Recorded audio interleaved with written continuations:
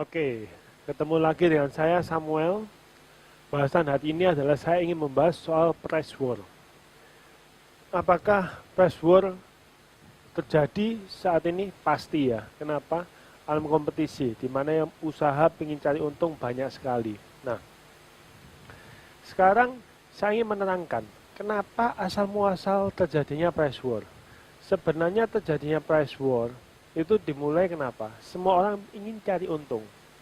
Dan biasanya terjadi di barang-barang yang umum ya, artinya umum, toko A bisa jual, toko B bisa jual. Nah, problemnya sekarang kita lihat, misal suatu hari Anda ke toko sore-sore, terus Anda tanya pada anak buah Anda, gimana nih hari ini penjualan gimana, bagus nggak? Terus anak buah Anda menjawab dengan muka yang merengut, waduh Pak, pusing Pak. Kita dari tadi ya, kita tawarin barang mental terus. Kenapa? Itu Pak, toko depan itu Pak, dia banding harga Pak. Kita jual 120, dia jual 115. Waduh, Anda sebagai bos, pasti Anda pusing ya. Nah, tapi langkah yang Anda ambil apa kira-kira? Kebanyakan orang, misal begini, dia untung 100, misal dia modal 100, dia untung 20. Dia lihat 120 nih ya, toko dia depan dia jual 115, yang dia lakukan apa? Dia akan potong, dia punya untung. Misal dia bilang, oke lah, you bisa 115, kok bisa jual 110 dong? Nah, apakah toko ini akan mendapatkan peningkatan omset? Pasti. Kenapa? Harga dia besoknya, harga dia paling murah di situ. Otomatis orang beli ke dia. Nah, problemnya adalah setiap orang, waktu dia memotong suatu harga, dia akan berharap kalau dia punya keuntungan yang double. Kenapa? Dia berharap hari ini market yang datang 100, besok dengan dia motong harga, kalau bisa market yang datang 200 orang atau 250 orang. Apakah bisa? Mungkin bisa ya, tapi 1001, 1000 banding 1, tidak semuanya bisa. Tapi yang kejadian apa? Oke, 2-3 hari kemudian marketnya kencang. Tapi di hari ketiga dan hari keempat balik lagi kuantitinya ke sebelum terjadinya dia motong harga. Kenapa? Saingannya dia motong harga juga. Di pikirannya saingannya dia pasti pikir, emang lu aja nih yang punya peluru, gue juga punya pelurunya. Lu potong harga, lu potong 5%, gue juga bisa potong 5% lagi di harga lu. Nah, yang kejadian seperti apa?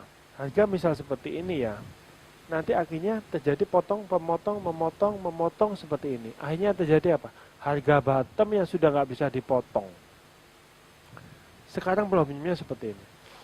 Ya kalau barang ini kuantitinya naik terus ya, tapi kalau kuantitinya tetap sama,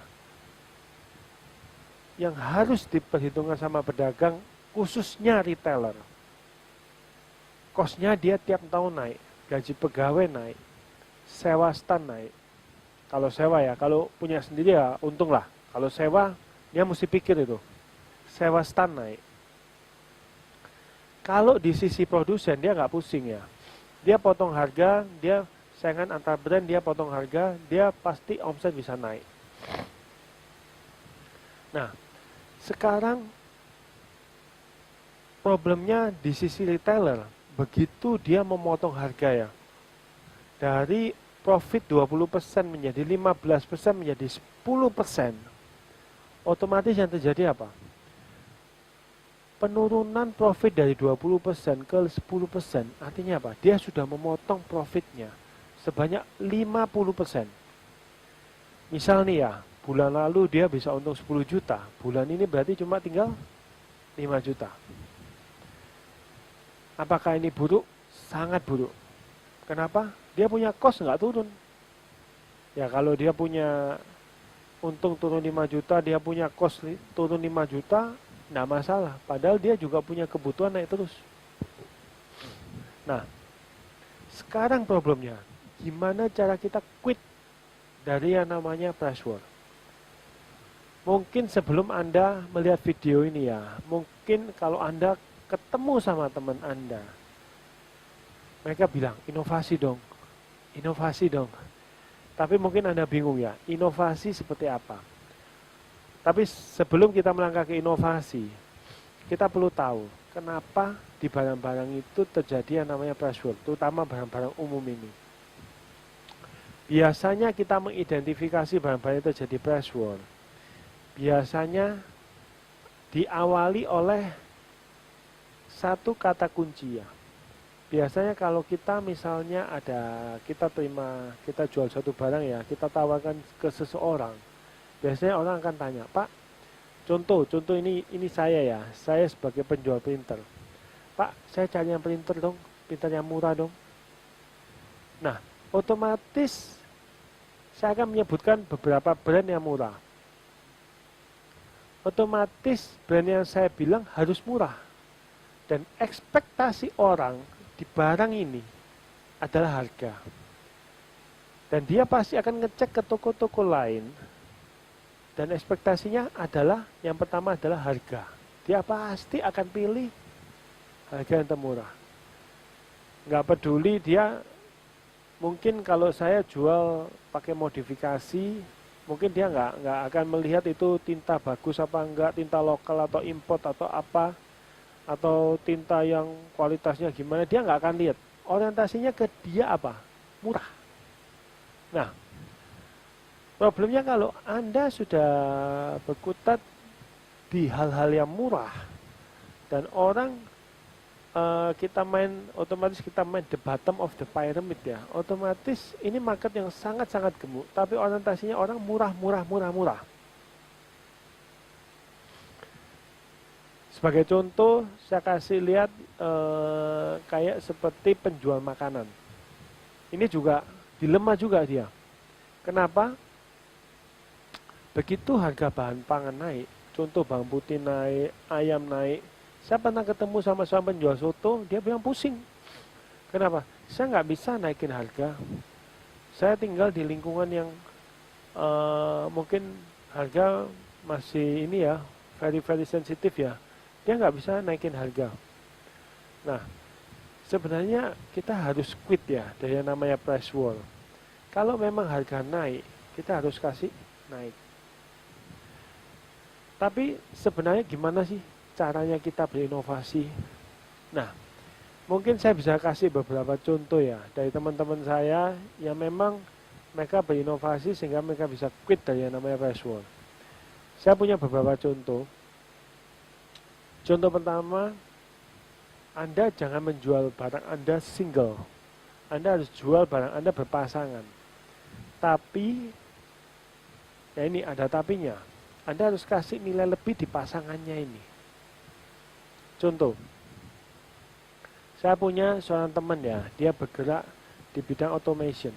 Automation ini kalau kita main ke pabrik ini kan punya mesin ya. Mesin ini bahan baku masuk nanti jadi barang jadi.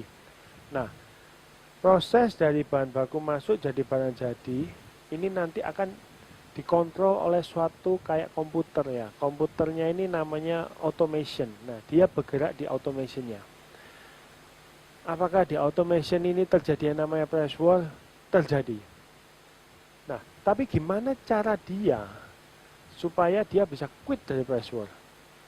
Caranya seperti ini. Pertama dia jual automationnya, dia ikuti harga pasar. Terus yang terjadi apa? Kalau suatu pabrik manggil dia sadar satu hal. Ini pabrik tidak butuhnya cuma automation. Terkadang dia punya spare part ini ada yang rusak. Otomatis dia tawarin, oke, saya perbaikan ini juga. Nah, sekarang pertanyaan saya simpel. Pabrik ini dia invest automation ya.